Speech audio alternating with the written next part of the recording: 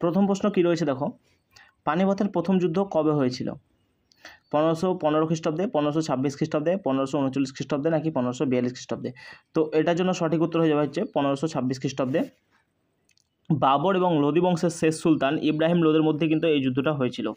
এবার এখানে extra point কিছু দেওয়া আছে দেখো, পানিপথের প্রথম যুদ্ধ হয়েছিল 1526 খ্রিস্টাব্দের 21শে এপ্রিল। লোদি রাজবংশের ইব্রাহিম লোদি এবং মোঘল সাম্রাজ্যের প্রতিষ্ঠাতা বাবরের মধ্যে এই যুদ্ধটা সংঘটিত হয়েছিল। এখানে একটা জিনিস তোমাদের খেয়াল রাখতে হবে, যুদ্ধক্ষেত্রে কামানের ব্যবহার হয়েছে এমন যুদ্ধের মধ্যে এই যুদ্ধ প্রথমগুলোর অন্যতম। অর্থাৎ তোমার ডাইরেক্ট এখানে প্রশ্ন দেয় যে কোন যুদ্ধে ভারতে প্রথম কামানের ব্যবহার হয়েছিল, তখন কিন্তু তোমার উত্তর হয়ে যাবে এটাই, যে প্রথম পানিপথের যুদ্ধ কিন্তু বাবর ইব্রাহিম লোদির বিরুদ্ধে কিন্তু তোমার কামানের ব্যবহার করেছিল। তারপরে প্রশ্ন দেখো কী বলছে, পানিপথের দ্বিতীয় যুদ্ধ কবে হয়েছিল? 1529 খ্রিস্টাব্দে, 1526 খ্রিস্টাব্দে, 1556 খ্রিস্টাব্দে এবং 1542 খ্রিস্টাব্দে। তো এটার জন্য সঠিক উত্তর হয়ে যাচ্ছে 1556 খ্রিস্টাব্দে কিন্তু এই যুদ্ধটা হয়েছিল। কার কার মধ্যে যুদ্ধটা হয়েছিল একটু দেখো, আকবরের সেনাপতি বৈরম খাঁ এবং হিমুর মধ্যে এই যুদ্ধটা হয়েছিল।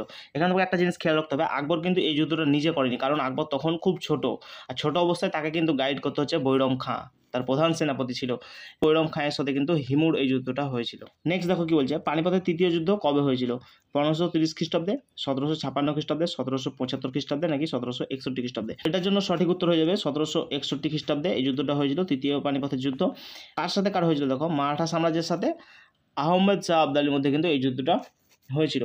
এবার এখানে এক্সট্রা পয়েন্ট মনে রাখো, এই যুদ্ধতে কিন্তু জয়লাভ করে হচ্ছে আহমেদ শাহ আবদালি। নেক্সট কোশ্চেন কি আছে দেখো, খানোয়ারের যুদ্ধ কবে হয়েছিল?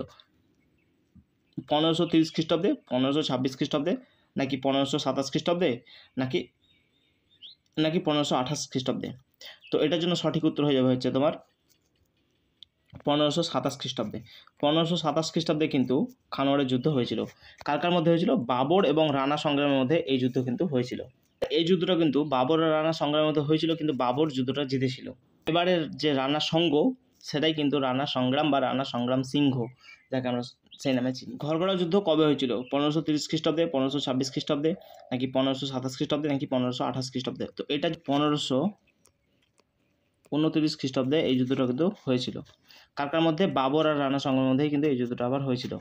দেখো তোমাদেরকে এখানে একটা জিনিস খেয়াল রাখো তোমরা, 1526, 1527,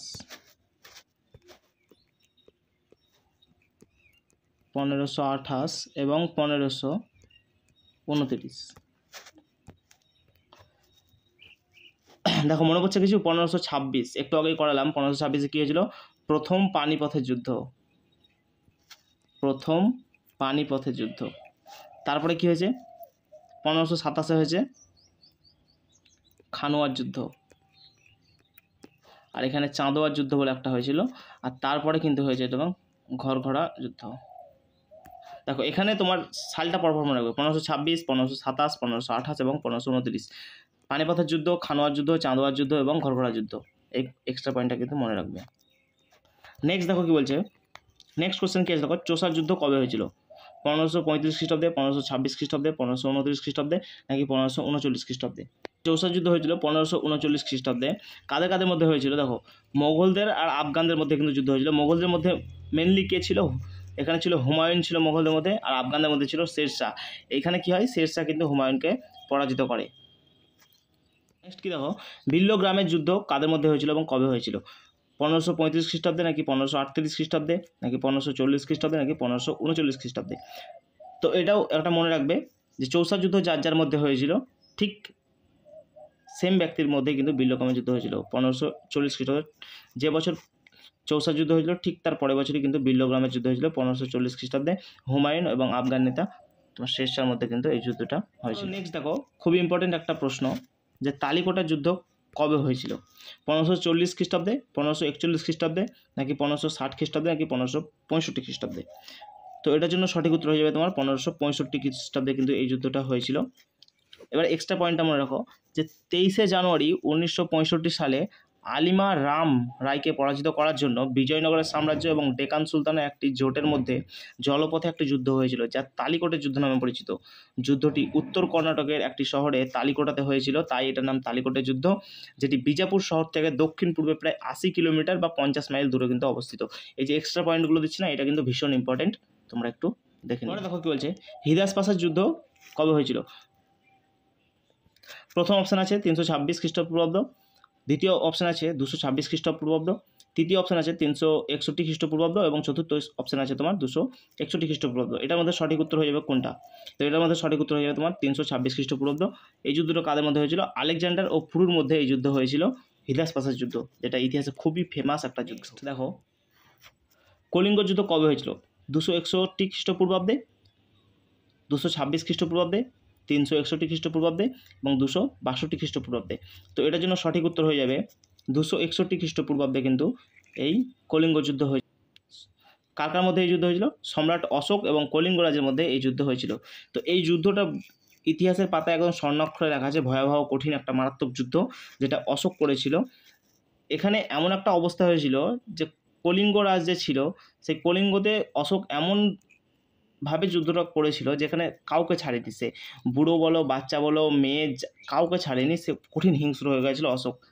ঠিক তার পরে এই যুদ্ধর পরে অশোক ভাবতে শুরু করে যে করছিটা কি, অ্যাকচুয়ালি আমি করছিটা কি। অশোক বহুত ভাবনা চিন্তার পর কিন্তু বৌদ্ধ একটা পণ্ডিতের সাথে দেখা হয় এবং ঠিক তখনই অশোক সিদ্ধান্ত নেয় যে সে বৌদ্ধ ধর্ম গ্রহণ করবে এবং তারপর থেকে অশোক আর কোনো যুদ্ধ করেনি। পরীক্ষা আসতে পারে অশোক কোন যুদ্ধের পর আর যুদ্ধ ছেড়ে দিয়েছিল? এই কলিঙ্গ যুদ্ধের পর। পরীক্ষা আসতে পারে অশোক কোন যুদ্ধের পর বৌদ্ধ ধর্ম গ্রহণ করেছিল? এই কলিঙ্গ যুদ্ধ। পরীক্ষা আসতে পারে অশোক সব থেকে বড় যুদ্ধ কোনটা করেছিল? এই কলিঙ্গ যুদ্ধ। তাই কলিঙ্গ যুদ্ধ কিন্তু খুবই ইম্পর্টেন্ট। পরের প্রশ্ন কী হয়েছে দেখো, তরাইনের প্রথম যুদ্ধ কবে হয়েছিল? 1191, 1190, 1192 এবং 1193 খ্রিস্টাব্দে। তো এটার জন্য সঠিক উত্তর হয়ে যাবে তোমার 1191 খ্রিস্টাব্দে কিন্তু প্রথম তরাইনের যুদ্ধ হয়েছিল। তো অপশন বিতে রয়েছে 1191 খ্রিস্টাব্দে প্রথম তরাইনের যুদ্ধ হয়েছিল। কার কার মধ্যে? মোহাম্মদ ঘুরি এবং দিল্লির তৃতীয় রাজা পৃথ্বীরাজ চৌহানের সাথে কিন্তু এই যুদ্ধটা হয়েছিল। এখানে একটা জিনিস খেয়াল রাখবে, প্রথম যে যুদ্ধটা হবে সেটা কিন্তু পৃথ্বীরাজ জয়লাভ হবে, দ্বিতীয় যে যুদ্ধটা হবে সেটার মধ্যে কিন্তু পৃথ্বীরাজকে কিন্তু তখন মোহাম্মদ ঘুরি কিন্তু হারিয়ে দেবে বিশ্বাসঘাতকতার জন্য। যে জয়চাঁদ ছিল সে তোমার বিশ্বাসঘাতকতা করবে এবং সেখানে পৃথ্বীরাজ চৌহান কিন্তু আমাদের পরাজিত হবে। পরের প্রশ্ন দেখো কী বলছে, তরাইনের দ্বিতীয় যুদ্ধ কবে হয়েছিল? 1191, 1190, 1192 এবং 1193। তো এটা ঠিক তার পরের বছরই হয়েছিল, 1192 সালে কিন্তু তরাইনের দ্বিতীয় যুদ্ধটা হয়েছিল। এখানে ব্যাপার হচ্ছে প্রথম যুদ্ধতে তৃতীয় পৃথ্বীরাজ কিন্তু জয়লাভ করে, পরের বছর কিন্তু যে আবার যুদ্ধ সংঘটিত হয় তখন কিন্তু মোহাম্মদ ঘুরির সঙ্গে দিয়ে দেয় জয়চাঁদ এবং জয়চাঁদের ষড়যন্ত্রে কিন্তু পৃথ্বীরাজ চৌহান কিন্তু পরাজিত হয়। নেক্সট কোশ্চেন কী হয়েছে দেখো, হলদিঘাটের যুদ্ধ কবে হয়েছিল? 1577 খ্রিস্টাব্দে, 1572 খ্রিস্টাব্দে, 1576 খ্রিস্টাব্দে নাকি 1573 খ্রিস্টাব্দে? তো এটার মধ্যে সঠিক উত্তর হয়ে যাবে 1576 খ্রিস্টাব্দে কিন্তু হলদিঘাটের যুদ্ধ হয়েছিল। কাদের মধ্যে হয়েছিল? মোগল সম্রাট ও রানা প্রতাপের মধ্যে কিন্তু এই যুদ্ধ হয়েছিল। এখানে কে জয়লাভ করে? এখানে কিন্তু জয়লাভ করেছিল মোগল সম্রাটটা এবং রানা প্রতাপের পরাজয় হয়েছিল। নেক্সট দেখো কী বলছে, পুরন্দরের সন্ধি কবে হয়েছিল? পুরন্দরের সন্ধি কবে হয়েছিল? 1577 খ্রিস্টাব্দে, 1565 খ্রিস্টাব্দে নাকি 1576 খ্রিস্টাব্দে নাকি 1573 খ্রিস্টাব্দে? তো এটার জন্য সঠিক উত্তর হয়ে যাবে 1565 খ্রিস্টাব্দে, অপশন বি। 1565 খ্রিস্টাব্দে কিন্তু পুরন্দরের সন্ধি হয়েছিল। কার মধ্যে হয়েছিল? মোগল সম্রাট ও মারাঠা সম্রাট শিবাজির মধ্যে কিন্তু এই সন্ধিটা কিন্তু হয়েছিল। এখানে একটা জিনিস খেয়াল রাখবে যে পুরন্দরের সন্ধির ফলে কিন্তু শিবাজি কিন্তু মোগলদের 35টি দুর্গ কিন্তু অধিগ্রহণ করেছিল। তার মধ্যে 35টির মধ্যে 23টি দুর্গ কিন্তু তাকে ছেড়ে দিতে হয়েছিল। পরীক্ষায় ইম্পর্টেন্ট প্রশ্ন এসেছে পরীক্ষায় যে পুরন্দরের সন্ধি অনুযায়ী শিবাজিকে কটি দুর্গ ছাড়তে হয়েছিল? তো মনে রাখবে 23টি দুর্গ কিন্তু তাকে ছেড়ে দিতে হয়েছিল। শ্রীরঙ্গপত্তমের সন্ধি কবে হয়েছিল? 1577 খ্রিস্টাব্দে, 1765 খ্রিস্টাব্দে নাকি 1776 খ্রিস্টাব্দে নাকি 1792 খ্রিস্টাব্দে? তো এটার জন্য সঠিক উত্তর হবে 1792 খ্রিস্টাব্দে কিন্তু শ্রীরঙ্গপত্তমের সন্ধি হয়েছিল। কার মধ্যে এই সন্ধিটা হয়েছিল?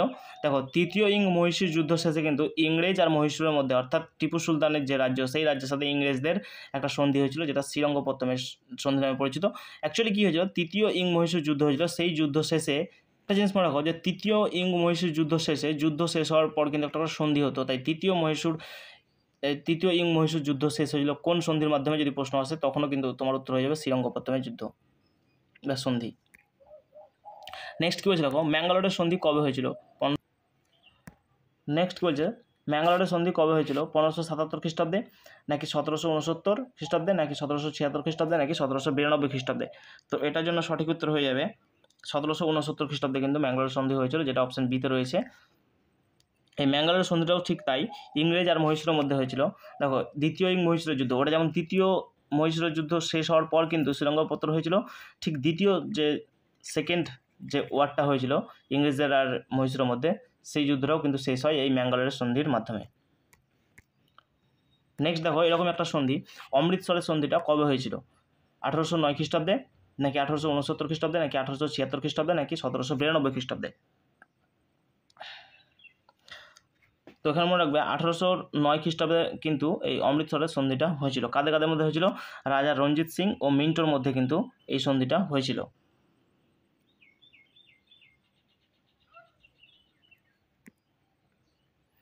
নেক্সট করে যাবো, লাহোরের সন্ধি কবে হয়েছিল? 1809 খ্রিস্টাব্দে, নাকি 1869, নাকি 1846, নাকি 1892 খ্রিস্টাব্দে? তো এটার জন্য সঠিক উত্তর হয়ে যাবে 1846 খ্রিস্টাব্দে কিন্তু এই সন্ধিটা হয়েছিল, যেটা অপশান সিতে রয়েছে। 1846 খ্রিস্টাব্দে কিন্তু এই তোমার লাহোরের সন্ধিটা হয়েছিল। কাদের মধ্যে? ইংরেজ আর শিখদের মধ্যে কিন্তু এই সন্ধি হয়েছিল। তাহলে এখানে কটা সন্ধি পেলে? শ্রীরঙ্গপত্তমের সন্ধি পেলে, ম্যাঙ্গালোরের সন্ধি পেলে, অমৃতসরের সন্ধি পেলে এবং লাহোরের সন্ধি পেলে।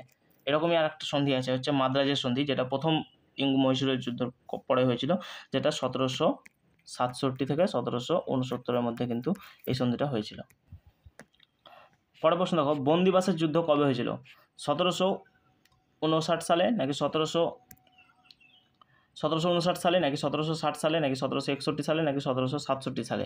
তো বন্দিবাসের যুদ্ধ হয়েছিল কিন্তু তোমার, বন্দিবাসের যুদ্ধ হয়েছিল 1760 সালে, যেটা অপশান বিতে রয়েছে। 1760 সালে কিন্তু বন্দিবাসের যুদ্ধ হয়েছিল। কাদের কাদের মধ্যে হয়েছিল? এটা হয়েছিল ইংরেজ ও ফরাসিদের মধ্যে কিন্তু এই যুদ্ধটা হয়েছিল। নেক্সট দেখো কি বলছে, বিদরের যুদ্ধ কবে হয়েছিল? 1759 সালে, নাকি 1760, নাকি 1761, নাকি 1767 খ্রিস্টাব্দে? তো কবে হয়েছিল এই বিদরের যুদ্ধটা? এটা হয়েছিল 1759 সালে। অপশান এতে আছে 1759 সালে কিন্তু বিদরের যুদ্ধ হয়েছিল। কাদের মধ্যে? এটা কিন্তু ইংরেজ আর মির্জাফরের মধ্যে কিন্তু এই যুদ্ধটা হয়েছিল। নেক্সট দেখো, বক্সারের যুদ্ধ কবে হয়েছিল? বক্সারের যুদ্ধ কবে হয়েছিল? যেটা বক্সার ঘেরে আছে বক্সার, সেই বক্সারের কথা বলা হয়েছে এখানে। 1763, 1760, 1764 এবং 1767 খ্রিস্টাব্দে। তো এটার জন্য সঠিক উত্তর হবে 1764 সালে কিন্তু বক্সারের যুদ্ধ হয়েছিল। এই যুদ্ধ কার কার মধ্যে হয়েছিল? ইংরেজ ও মীর কাসিমের মধ্যে হয়েছিল।